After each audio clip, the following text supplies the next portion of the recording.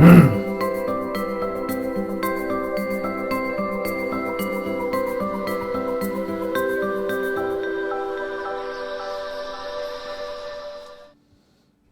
everybody. This is Douglas Block. It's what day is today? Anyway, don't have Alzheimer's yet, do I?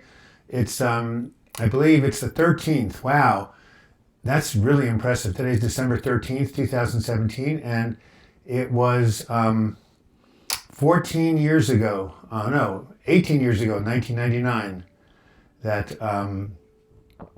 the Surgeon General of the United States came out with a report on the nation's mental health.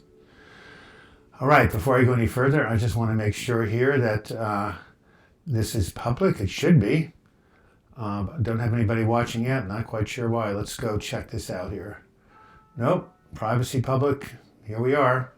So for, we got 4 people watching. Good. So much for paranoia, right? All right, so thanks for tuning in, you guys. And let me go over to Safari here and go ahead and click on something just to make this pop-up chat stand up. All right. Okay, so we're going. So we have Awesome Mom is here. Hills D.A. Savage, how do you get rid of over-worrying? Wow, I have a video called 3 Steps to Overcoming Worry. Highly recommend. Essentially what you do is you get yourself into the here and now. If you go ahead, Hills D.A. Savage, and you email me, if I can find my email thing, here it is. If you email me, douglasblock@gmail.com, I will send you a free excerpt from my book, Healing from Depression, a sidebar called Back to the Present, where I talk about this very thing, about how to say cancel whenever you start to think about the future, because the thing about the future is that it hasn't happened yet. You know, Mark Twain said, I've had a great many troubles, but none of them have really happened to me, or most of them haven't happened to me. When he was older, he said that. So a lot of things we worry about never happen. They're the cerebral cortex ability to imagine a future that has not happened. And it's a habit to overworry, and we can break that habit. Hi, Debbie M. Hi, Tracy. I love it when people call me Dough, D-O-U-G-H, like, you know, having a lot of dough. Speaking of which, there's a live chat button down there, or super chat button down there. If you click on it, you can make a small donation to this channel.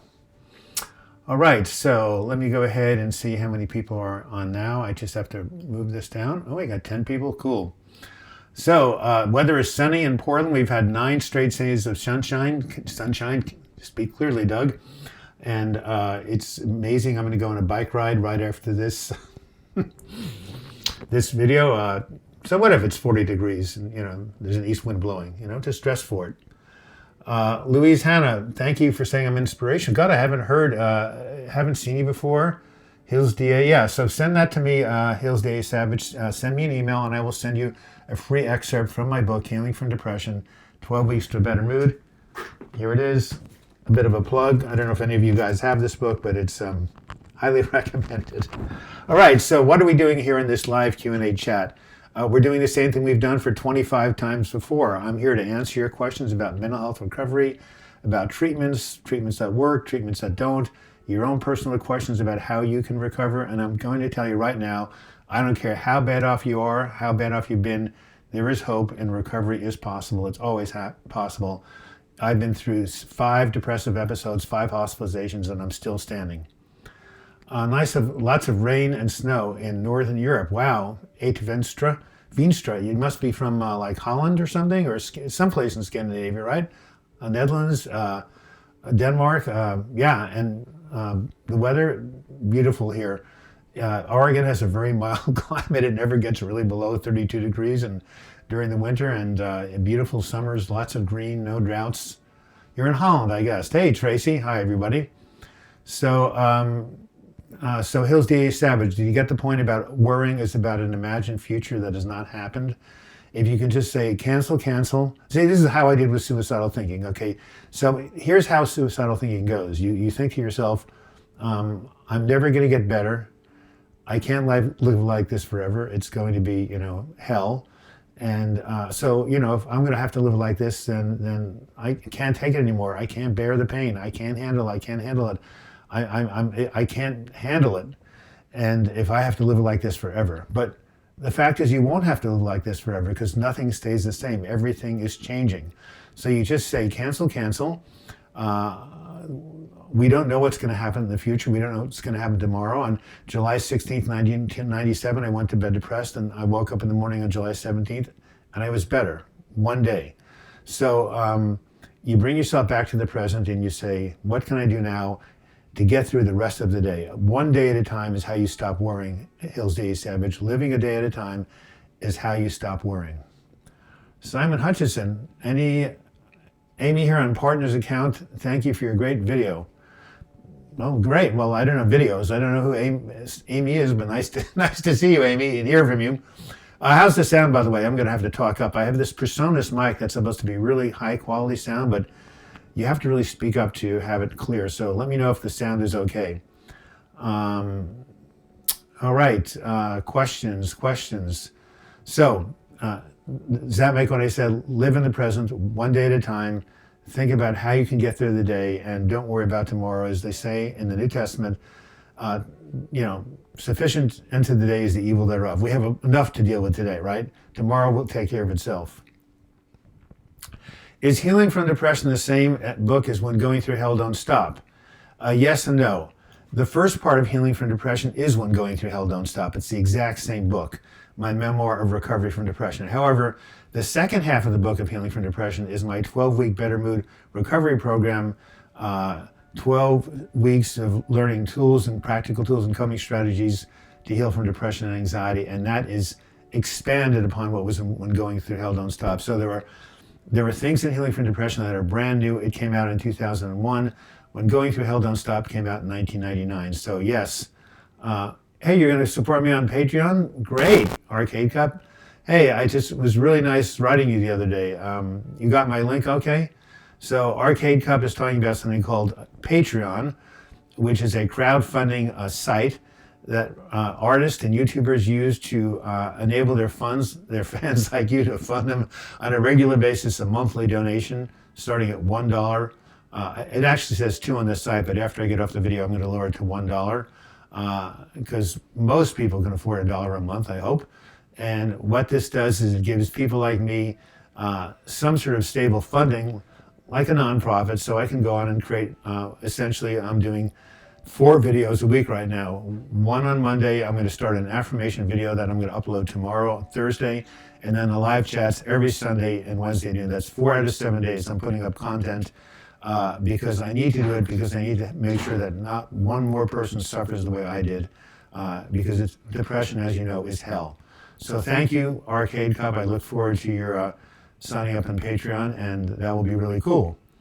Why doesn't it probably just stay in bed when going through depression? Well, every now and then, but I have a video that I want to recommend to you. Again, if you send me your email, I'll send you the video. It's called, I'd rather walk around depressed than lying in bed doing nothing. The thing is that if you lie in bed too much when you're depressed, what happens is that you get into this vegetative state, and healing cannot occur in that way. If you're walking around, if you're in pain, if you're doing something, it's better than doing nothing. And I illustrate this in many ways in this videotape. So yes, maybe once a week you stay in bed, but don't make it a habit. Hey, Patty Brady, wow, thanks for the UK. Do you think you should appeal the YouTube demonetization? Well, you can't really appeal it because there's no YouTube, Google, who owns YouTube, doesn't have any customer service department, unlike Apple and unlike Microsoft and unlike Amazon. So I don't really know how to, if you know an address I can write to, email, a phone number that I can call YouTube and say, hey, please do not demonetize these videos of mine because they're helping so many people. If you can do that, then if you can provide me with a number or a contact number for Google and YouTube, I will gladly try to appeal these things. Although you can click on a little thing that says, this is advertiser friendly, and they will review it manually at some point when you get 1,000 views a week. But so that's the best you can do right now. You can't actually get somebody's ear. I think it's robots that go around and demonetize stuff. I have stuff demonetized even before it's even up on the channel. So Someone says it's tough to deal with depression, especially when the people in my life don't understand it. Oh, yeah, you better believe it. People don't understand depression at all, most people. So, so M, I don't quite know what your name is, but some people actually think less than me because how should I deal with this? Well, oh, it's Maybell. Okay, Maybell, good. Haven't heard from you before. Nice to hear from you, Maybell. What's the picture there behind me? It's Ramana Maharshi, an Indian saint. I went ahead and brought that last time. I had it by my camera to show it to you guys. I don't want to go and get it now. It'll be a disturbance. But Ramana Maharshi is the guy's name. Type him in Google. You'll see beautiful pictures. He has beautiful eyes. He's an Indian saint, an amazing person. Anyway, so Maybell, the thing to do is two things. One is to find people who do understand your depression and anxiety. Join a support group like the one I run. Go to nami.org, nami.org, and find one in your area. And be around people who do understand. A therapist. There are lots of outpatient programs run by hospitals. You can go 3-4 times a week and get counseling and be in groups with lots of people who know. And the other thing to do is to simply affirm yourself and say, depression does not define me. Anxiety does not define me. This is a condition I have. This is not who I really am inside. This is a condition I'm dealing with. I'm a normal person dealing with an abnormal condition or an abnormal situation. Disidentify yourself from the depression. Do not think that's who you are. Who you are is a whole and complete divine being, whole and complete and perfect and divine, and depression cannot touch that. You had Einstein before. Yes, Arcade, I did have Einstein before, but I maybe I'll alternate them. I mean, I still have the Einstein, picture. He's the man of the century, the 20th century. I love him, but this guy, Ramana Maharshi, is also somebody I love. Terry F., just got your book, Healing from Depression, from my husband going through depression and anxiety. I started reading it, and really it's home. Now if I can just get my husband to read it, well, yeah, well, why don't you have your husband look at my video called, my first video I ever did. It's got about 70,000 views on it, and I think it's called Healing from Depression Naturally. Have him look at that video, and I tell the story of my life that's in Healing from Depression. After he sees that video, he might get inspired to read it. You should also show him the video, 3 Steps to Mental Health Recovery. Good luck. Hey, Dave, wow. Yeah, up in Vancouver, right? Have I written to you lately? Did I send you a link to my Patreon account? I hope I did, because you're one of my ardent supporters and fans. So in case I haven't, here is right here, www.patreon.com/Douglas Block. Can I talk about coming out of depression into deep grief? That is my situation. Can you clarify? Oh, Enda, thank you so much. Wow. Enda F just contributed €5. Very, very nice. From the UK. I told you I lived in the UK for many months. So Dave, thank you, Enda. Can you go ahead and specifically tell me, because normally you have the grief first and the depression second. You experience the grief, the loss, the pain, and that leads to a depression. I've never heard of having a depression first and then having a grief. So please be a little bit more, just fill out the details of what you're asking. I'll be more than happy to answer that for you. So Enda, how have you been? I had a marriage breakup, then got depressed. Yeah, okay, so so the number one cause of depression, I have a video on it, is relationship breakup, is separation. Because we are human beings hardwired for connection. Babies cannot live without their mothers, and we cannot live without human contact. So yes, that is a trigger. 2 out of every 3 people who come to my support group have this problem with anxiety and depression being triggered by recent loss. So yeah, and guess what? That sow in tears shall reap in joy. You will heal from the grief, but boy, it takes time, and no one knows how much time. It's different from each person. Yeah, you have to deal with the feelings, Dave. Well, there are 2 ways to do that. 3 ways. Go into individual therapy is number 1. Go to a grief group. Here at Portland Providence, a hospital runs 12-week grief groups. And 2, get into a meetup group. That's what's called the divorce support group. They're all over Portland, and they must be in Vancouver. Okay, time to have some water. I had a bad respiratory infection for 10 days. I just got over it, but when I talk nonstop like this, my throat gets really dried out. I'm going to have to chew some gum. So, does that spend time with friends has got you well? But yes, I've been well, not depressed or anxious. It's taken a long time to get stable. So, Enda, could you tell the other viewers what tools you've used to get stable? Could you share how you've made that happen? That would be very helpful to people watching as well as myself. I'm so sorry. Take a deep breath. I had no coughing symptoms until I went on this video. The depression is easing, Dave Pickell. Excellent. Your friends are your lifeline. Absolutely. I had a whole bunch of friends come to me when I was in the hospital last time. Without them, I never would have had the perseverance to hang in there. Friends are really, really cool. So, Enda, I'm still waiting to hear what tools, strategies, medications, therapies have you used to come out of the depression, get stable? You know, if you don't want to share, that's okay, but I would love to hear about it. I've been taking probiotics. Well, okay. Pink Floyd Raw. Hi, Doug. Hi, Pink Floyd Raw. So nice to hear from you again. Throw in those questions, you guys. So, thank you, Trace. You know, I'm fine. I just, when I talk nonstop like this on a YouTube live chat, brings up the phlegm, but otherwise I'm doing much better. No alcohol, lots of smoothies. I have a video end-to-end called The Incredible Ultimate Brain Healthy Smoothie. You should look it up. Basically a bunch of greens, collard greens, kale, lettuce, with protein powder, and arugula, and some cocoa powder, my favorite. Going to bed at regular times, that's a good strategy. No alcohol, that's a good strategy. Probiotics, I'm going to do a video called Happy Gut, Happy Brain. Lexapro, 20 milligrams at the moment, that's good. Feeling Good by David Burns. Joshua Lopez, an excellent book on cognitive therapy, one of the original ones. I have a whole chapter on cognitive therapy in my book called Making Your Mind Your Friend, and a video of that name. Okay, 18 minutes in the video, time for my joke from Joel Osteen. Did it come out of your mouth, Doug? All right, blood test you had done to find which bed's the best for you. Yes, Pink Floyd Raw. I did it. I spent $300, and it wasn't that accurate. It said I was not well suited for Wellbutrin. That's the medication I'm on, an antidepressant. It works.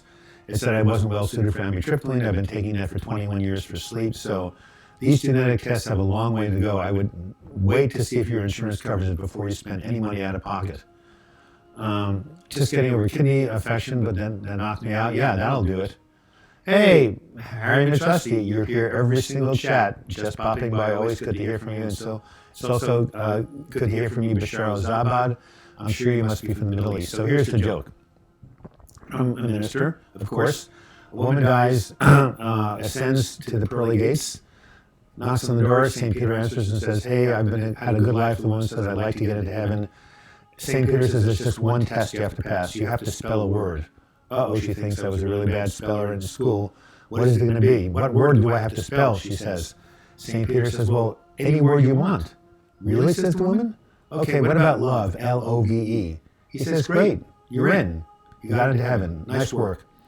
Then he says, hey, wait a minute, God is calling me. I have to do a quick chat with him. Can you take my place and just do the same thing I did to you with other people coming in, ask them to spell a word, give them a choice, and I'll be back in a few minutes. You can do it. So she says, okay, for 5 minutes I can do it. Well, who should appear in the next moment but her ex-husband? After a nasty divorce, she said to him, well, what are you doing here? You were well last time I checked in on you. Oh no, he said, I just had a heart attack. Is this the gates of heaven? She said, yes. How do I get in? He said, it's very simple. She said, you just have to spell a word. What word is that? He said. She thinks for about 10 seconds and says, Czechoslovakia. Good luck, dude. Anyway, why do I sound like a robot? Probably because it sounds doubled. Oh, wow. There's feedback going on? Okay, well, what about, hold on. Oh, I know what's going on. I have it turned up. Okay, let me know if the feedback is gone right now. It should be. I turned down the sound just a little bit. I sound like a robot because I'm getting over a cold. But so is the feedback not happening as much? Hey, April Wagner. It's a tech thing. Well, is the feedback stopped? Sound is good now, gone. Okay, I turned down the sound. I'm using a lav mic because there's not as much echo as when I use the computer mic, but it's actually a big pain in the butt. Much better, says April. Okay, great. Well, thank you for letting me know. I'm sorry it went on this long. No one laughed at the joke. That's too bad. I thought it was very, very funny. Actually, I told it last night in April's group, and she laughed at it, so better than the kick in the pants. So, apart from exercise, what is the number one way to reduce anxiety? Cade, I would say the number one way to reduce anxiety is deep breathing and mindfulness meditation, as well as exercise. Also, putting your face in cold water and holding your breath, as silly as that may sound, actually activates the relaxation response. But exercise is the number one way to deal with anxiety and the number one way to deal with depression, which is why I'm going on a bike ride as soon as I'm done with this video. Can you say get stoked on a dude in your accent, Doug? I don't think so. I don't know what my accent is. Hey, Alan McNair, just finished reading Man's Search Meaning on your recommendation. Fantastic book, inspirational. Thanks for the recommendation, Doug. You are welcome, Alec McNair. Why don't you go ahead and tell the people here why this is so inspirational, why this book, Man's Search Meaning, is so cool. I'm glad you laughed, Kay. It's about a psychiatrist, a Jewish psychiatrist who in the Holocaust was imprisoned in Auschwitz, the horrible Nazi concentration camp, the infamous Nazi concentration camp. And he tried to figure out why some people survived these horrendous conditions at all. Most didn't, of course, but why some people did survive and what was it about them that made them survivors. And he found out that the people who survived were not the strongest, were not the youngest, and were not the healthiest. They were the people who had a sense of purpose and something they looked forward to doing after they got out of the camps. They had a sense of meaning and purpose and mission, and that's what they held on to. And so after he got out of the camps and survived, he started a whole new therapy in Europe called logotherapy that was based on meaning and purpose. And I think he's a genius, and you should all read that book. And do you say dude regularly, Doug, says Harry? Nope. Actually, my next door neighbor, who's a lot younger than I, says dude. Daniel is... my dad is 75, losing his eyesight. It makes him very depressed. He's anti-psychiatry. Well, he's got situational depression, Danielle. What can I say? He should be depressed. That's a huge loss. If he doesn't believe in psychiatry, have him go into counseling and just talk about his feelings. By the way, in terms of your email to me earlier, I am lowering my minimum donation from Patreon from $2 to $1, so maybe you can make it work. Maybell says, exercise really helped, but finding motivation on those dark days to exercise is very difficult. Kevin McCourt, nice to see you again. No, the word dude was not prominent in my day, Doug. Hey, you're talking about like 1950s, huh? Does that seem like the previous century to you? That's because it was the previous century. Finding the motivation, Maybell, is very difficult. Well, what can I say except that you just have to kind of force yourself to get outside and do it. Or if you have a treadmill or elliptical, try to find some indoor machinery so you don't have to go out. Like I have an elliptical in my back office. So when it's really rainy and windy and you can't ride your bike outside or you can't even walk, I use that. Otherwise, have your friends call you. Have a friend call you every day at 9 a.m. when you exercise and say, Edna, time to get out the door. Come on, gal, you can do it. So have someone else kind of egg you on, so to speak. Is exercise, if you exercise every morning, your brain will love it for you. Yes, Harry Mitrusty, I absolutely know that for a fact because that's what I do and I've done for years. Otherwise, I wouldn't be here. Exercise is my drug of choice. What can I tell you? But it's a drug that has no negative side effects that I can think of, and only positive ones, like a healthy heart and a longer life. Okay, so I have a video coming out called, what is it called? Do you suffer from the weapon of comparison? Now, it's very easy for people with depression who are not working or not functioning at their most peak level to compare themselves to other people who are more successful. Has anybody ever done that? Have you ever said, wow, look at my friend Jim, or look at my friend, Karen. she's working at a 9 to 5 job. She has benefits. She's working as a vice president of so and so, and here I am going to day treatment or collecting disability, or you're not able to work. Don't you feel worse about yourself if you do that? It's a trap when you compare yourself to other people. Harry says you were supposed to get 60 minutes of cardiovascular exercise every day. Some people are doing it only 30. I run 60 minutes every day. Harry, how old are you? You got to be under 40 years old, or certainly under 50 to do that. But yeah, no, 60 minutes a day. You're like you're a true believer.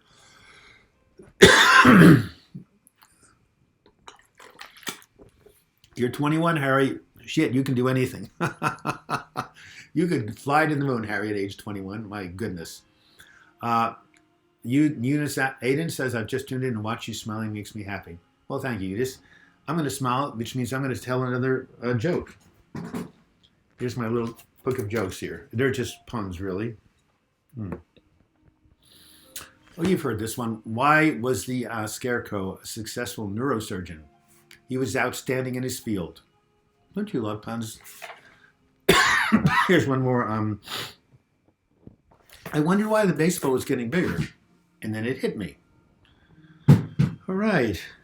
Moving right along here. Do I have a counselor? Do you just consult a practitioner? I'm curious as to your maintenance strategy. Well, and what I do is I get up and I hold my breath for 10 minutes, and if I can do that, I know I'm alive. No, I don't do that at all. Of course I have a counselor. I've been in therapy since I've been 18. That's 50 years now.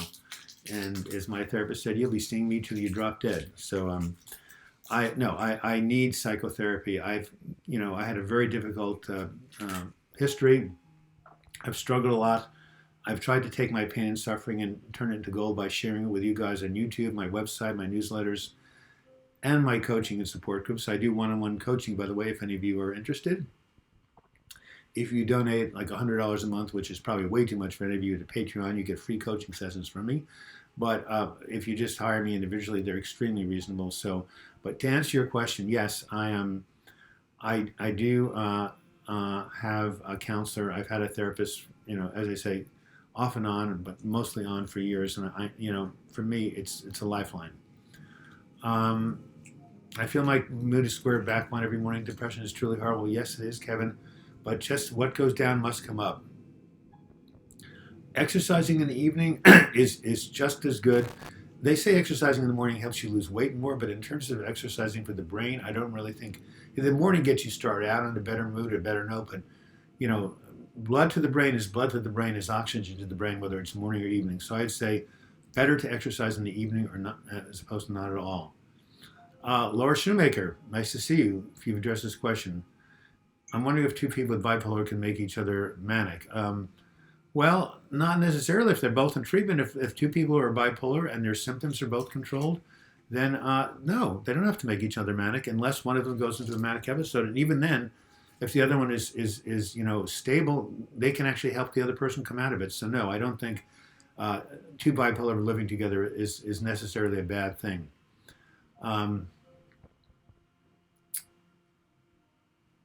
Doug, that's why you have such an impact. Why is it that I have such an impact, Dave? Because of all the suffering I've gone through? Well, I was at the Finhorn Foundation in Scotland, any of you guys from Scotland, and I saw this really spiritual man. And I went up to a friend of mine and said, this guy is really, really extremely conscious. Can you see the light coming out of his eyes? How did that happen? And my friend said, it's very simple. He went to hell and back. I didn't know what that meant until I had to go through the same thing. Doug, didn't you have a span of 13 years depression-free before 2015? Actually, it was from 1997 to 2015, so it was 18 years depression-free I had before my 2015 episode. And what triggered it was loss and separation. Yes, I have heard about the child in Ohio that committed suicide due to bullying, Eunice Aiden.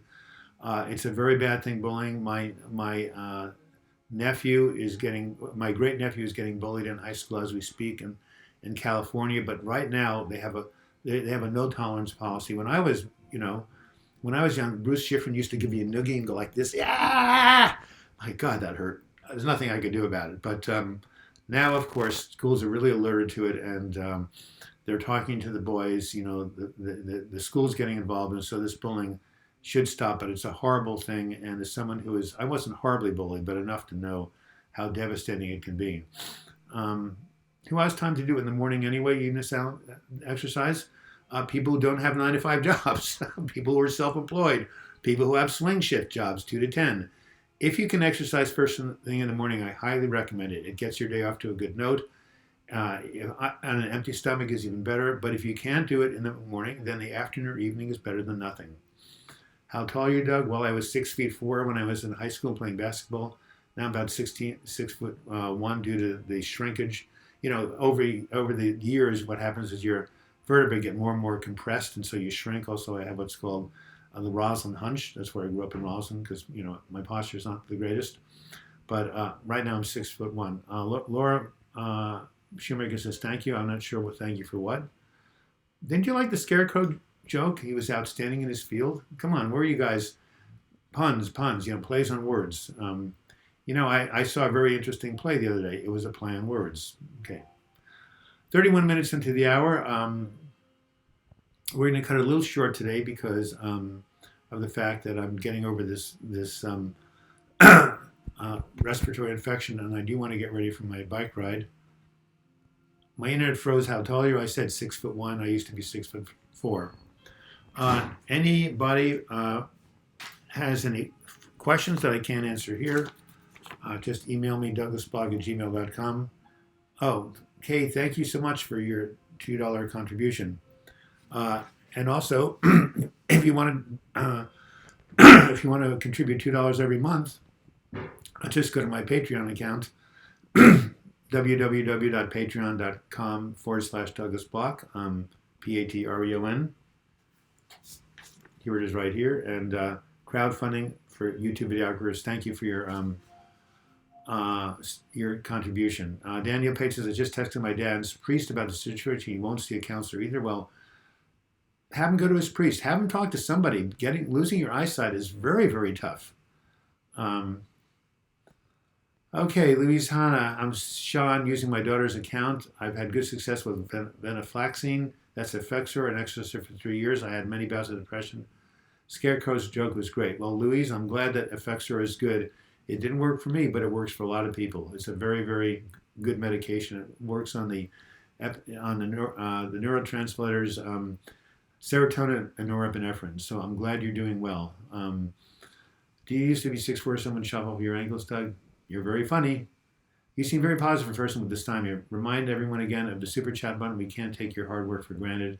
Well, I don't know about this, but at least on a desktop or laptop, at the very bottom of this chat, you should see a little square with a white $sign. If you click on that, as I'm going to click on right now, it says send a super chat. And when you click on send a super chat, it will ask you how much you want to make as a one-time contribution. Now, it's Edna, he's depression-free again.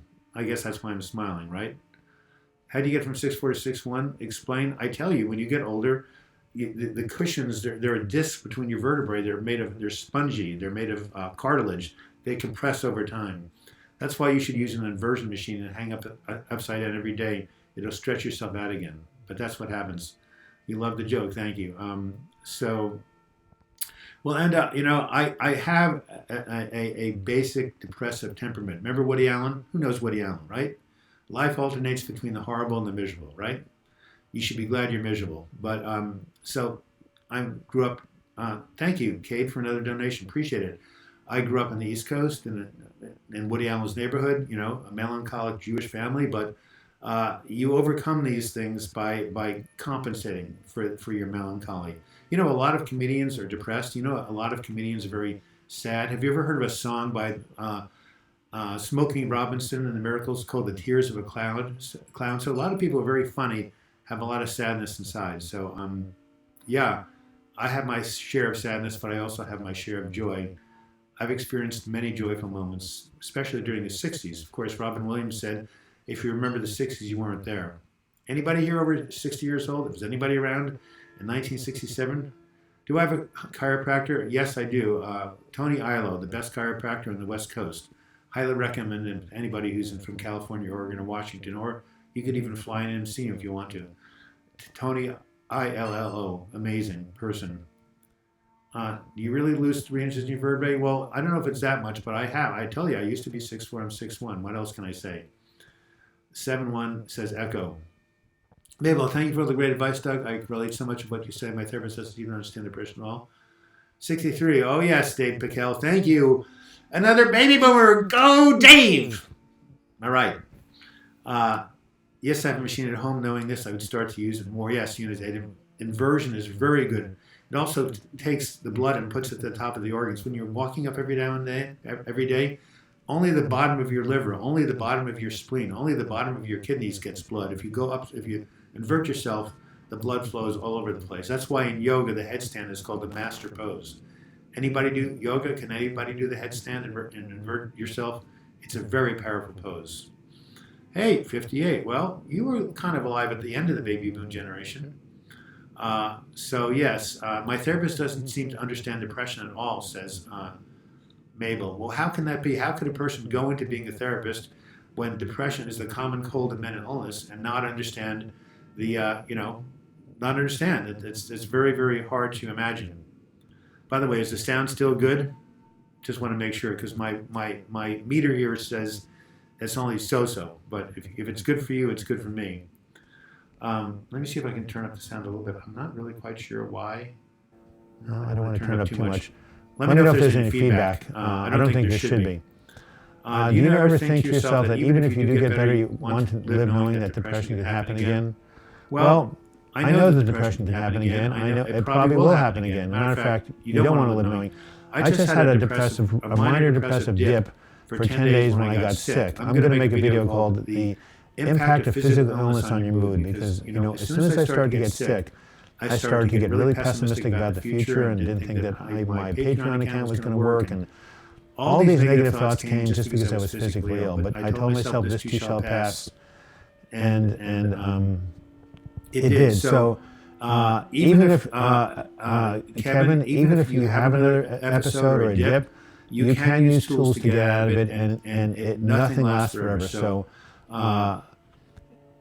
don't worry if depression is recurring. Live for today. Do what you can right now, and use your tools, and you'll experience joy and recovery. And if it comes again, you'll be able to deal with it. You'll be able to handle it. One of the greatest affirmations is, I can handle whatever comes my way. Come on, everybody, say that out loud. I can handle whatever comes my way. You didn't sleep for 86 hours, Harry and the Trusty. When was this? Was this recently? And what was the cause of it? Your sound is echoing again? Okay. I have to turn down the sound. Dave, that should be better. Okay, Cade, is it now good again? I just turned down the sound, so these things take a little bit of playing with. So I think the sound should be good again. Let me know. All right. Arcade Cup says, well, time for another joke. What do we have here? All right.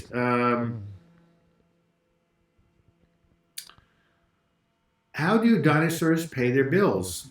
With Tyrannosaurus checks. Boy, that was bad. But a 4-year-old told that to me, so what do you have when pigs take up karate? Pork chop. All right, I'm going to go on behind. Thank you, Arcade Cup. Sounds like a bass you're standing now. Sound is echoing again. Okay, when I went ahead and turned down the sound, it should be fine. Okay, great. So, in the next 12 minutes, more questions, please. Cade, you're on a roll. Are you no, you can't be contributing $2, like every couple of seconds. Really? Let me just see here. No, I can't. But anyway, thank you for your contribution. No matter how many times you've done it, I appreciate it.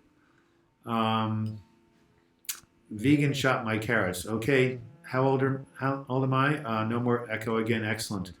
I am 68 years old on February 22nd, 1949. George Washington's birthday. Does anybody know who George Washington is? Our first and greatest president? Well, they used to celebrate George Washington's birthday on the 22nd, but now they have something in America really stupid called President's Day. So nobody even knows who George Washington Abraham Lincoln is, at least when they were born. 6 feet dead, I would reply, you look very much alive to me. I thought you were 47. Well, that's a very, that's a compliment. 47 is when I had my fourth depressive episode. So, uh, saying there's no such thing as depression is ridiculous is denying that there's no such thing as anger, fear, anxiety. And who said there's no such thing as depression? Come on now. Melancholy has been around since the human species began. I mean, look at King Saul in the Bible. He was one depressive dude. Hey, I said dude. Is that good? Do people slowly come out of depression, Kevin McCourt? You bet they do. Usually, why do I know? Because I've been running support groups for 17 years, and I see people coming out of depression slowly every day. What's your opinion on White Day, says Horizon? I don't really know what White Day is, so maybe you can explain that to me. Are you the youngest person who's ever come to your channel, Harry, at 21? You're one of the youngest people, although I have people writing me all the time on my emails who have seen my channel who are 18 and 17, but they don't really pop up on these chats. But I think I actually got a letter from an 11-year-old once. You know, children do get depressed. Trauma changes the nervous system. If someone comes out of a traumatic environment, they can get depressed as early as 5 or 6. Who's my favorite president? Unicydian? Well, Abraham Lincoln, no question about it. Have you read the Gettysburg Address lately? Oh my God. Also, well, I like him because he was suicidally depressed a lot of his life. Yeah, it takes one to know one. Do you know that Lincoln suffered from bad depression? On his wedding night, he was walking up and down the river, muttering to himself with a knife. People thought he was going to actually harm himself. He had melancholy at big time, but he overcame it, and he held the nation together during the Civil War. What a mensch. And this says, did you hear about the dead carrot? There was a big turnip at his funeral. Not bad, not bad. Opinion on society promoting sex. What is that? White Day? Well, I don't know what that means to society promoting sex. Society doesn't have to promote sex. It's a built-in instinct. That's why the species keeps surviving. People seem to be able to promote it on their own. Was he bipolar, Doug? I think he was just clinically depressed. I don't think, where do you get that, Harry Mitrusty? I don't think Abraham Lincoln was bipolar. You had preverbal trauma. What was the process to access it? Hypnosis. I had preverbal trauma when I was in the womb, and my mother fell down the stairs and had a lot of anxiety. So if you go to hypnotherapy and you do a regression back to preverbal days, you can get in touch with it. But go to a good trauma therapist, and they have other ways to access it. That was hilarious. And then, well, I'm glad you liked your joke. Really? He would get manic and energetic? Well, you may know something I don't know, Harry. You did. I loved it. Great piece of literature. Eunice, you're talking about the Gettysburg Address. Jim Carrey. What about him? He's bipolar. Google here, says Harry Mitrusty. Google what? You answered that. Thanks, Mikhail. What music do you like? Oh my God, Afraid but Not Sorry. I like that. Well, I like rock and roll music from the 60s, the Cream, the Doors, the Beatles, the Jefferson Airplane. That's number one. Number two is I love classical music because I'm classically trained. What am I classically trained? The clarinet. I love Mozart. I love Beethoven and I love Bach. I play Bach all the time in the background to help me concentrate. I actually like bluegrass music, and I really love jazz. Have you guys ever heard not Miles Davis, John Coltrane do My Favorite Things, 13 minutes long, the best-selling jazz record of all times. So my tastes are extremely broad. I don't particularly like rap, but you know, Bob Dylan did a song called "It's All Right, Ma, I'm Only Bleeding." That was the first rap song, but yes, so I like classical, I like rock, I like bluegrass, and I like jazz. Do you like My Chemical Romance? I'm not quite sure what that is. Is it a film? Oh, by the way, am I a conspiracy theorist? Not particularly. Am I religious? I'm not religious, but I'm spiritual. I believe that we're all connected to higher powers.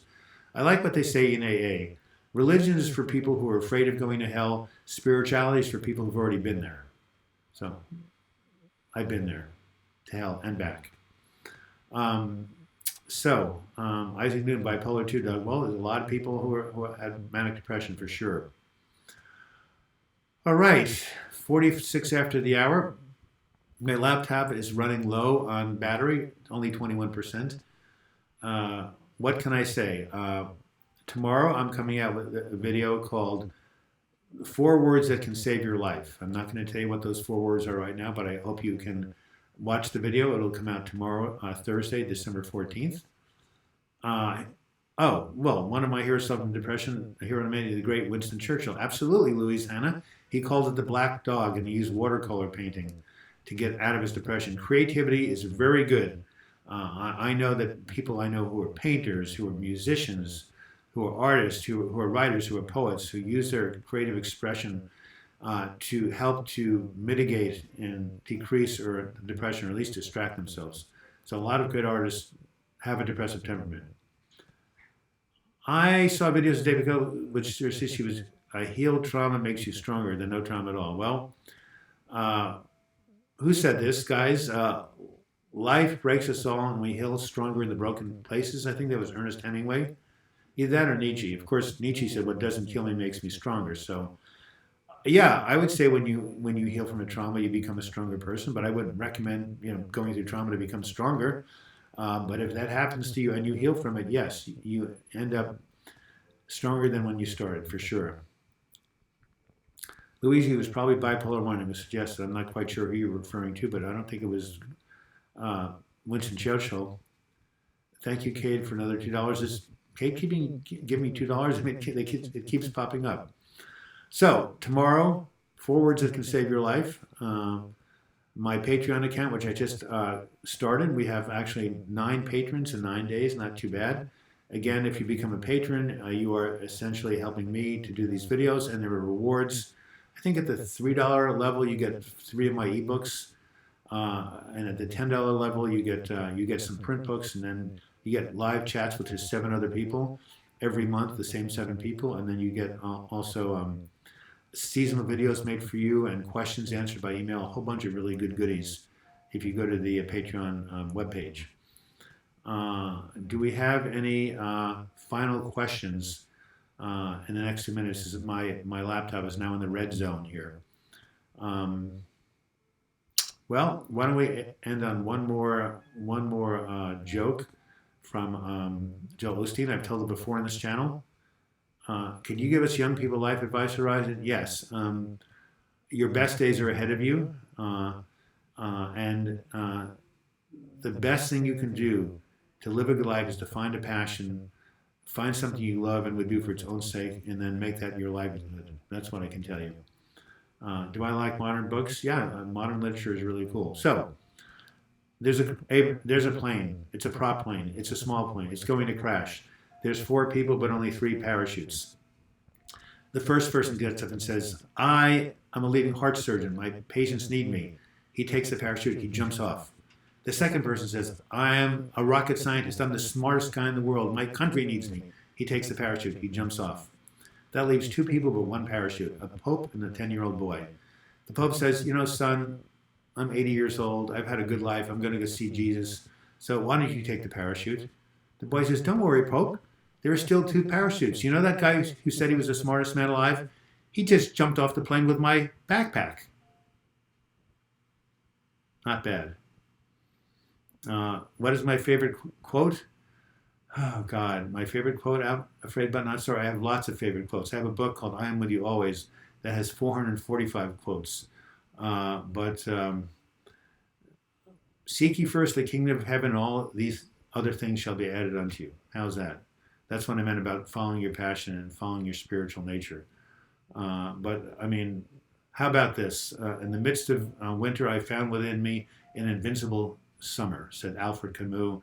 And Sartre said enlightenment begins on the other side of despair. So those are great. All right. So thank you so much for tuning in. A Quiet Passion on Netflix is worth watching. It's about Emily Dickinson. Yes. Thank you so much. And she was a shut-in. She was a recluse. She was a depressive, but what a great poet. Thank you so much for your donation, by the way. Thank you, Cade, for all your donations. Cade, again, if you want to do this on a recurring basis, go to my Patreon account. Last time I'm going to show it. www.patreon.com/DouglasBlock. And yeah, so I will be back on Sunday. What is this coming Sunday? I don't know. What is today? Today is Wednesday, right? What is today? The 13th, 14th, 15th. I think it's the 17th is Sunday of December. And then tomorrow, Thursday, I will be uploading a new video called Four Words That Can Save Your Life. On Monday, the 18th, I'll be uploading a video called Do You Suffer from the Weapon of Comparison? And then next week, I will upload a video called You Can Be Restored. Every Monday at 7 a.m. Pacific Time, a new video. Every Sundays and Wednesdays at 12 p.m. Pacific Time, live chats. And every Thursdays, another new video. So that's 4 videos a week. You guys take care. And by the way, tomorrow's your birthday, Fred Mountain. Sorry. Great. Happy birthday. And I hope you have great holidays. We didn't talk about the holidays here, but I know a lot of people, it's tough for them. So, don't worry if you're not happy during the holidays. You don't have to be happy. Not everybody experiences wellness and joy. Practice good self-care, Get enough sleep, get enough rest, exercise, eat well, treat yourself well, love yourself, love your neighbor as yourself, and just have compassion on yourself. Being depressed, having mental illness is not an easy thing. It's a struggle. But, take care, because the Surgeon General said 18 years ago today that 1 out of every 5 Americans has a mental illness in any given year, and 1 out of 2 Americans has a mental health disorder over the course of a lifetime. And I'm sure that's the same in Britain and France and Holland and Denmark and Russia and Finland and Argentina and Bolivia and Ghana and Japan and Indonesia and the Philippines. Mental illness is no respecter of persons. Depression is now going to be in 2020 the most disabling and crippling disorder in the world, surpassing cancer. So we're in good company, guys. Anyway, hey, Jeff Delaha, nice to see you again, or I think that's how you pronounce your name. Thank you, Louise. Thank you, Kate. Thank you for your generosity. And until we meet again, I wish you guys the best in your mental health recovery, and I will sign off before my computer signs off for me. Okay, thanks a lot. This will be uploaded in about a half hour so other people can watch it. And I'm sorry about the sound problems. I'm glad we got them fixed. And keep the faith.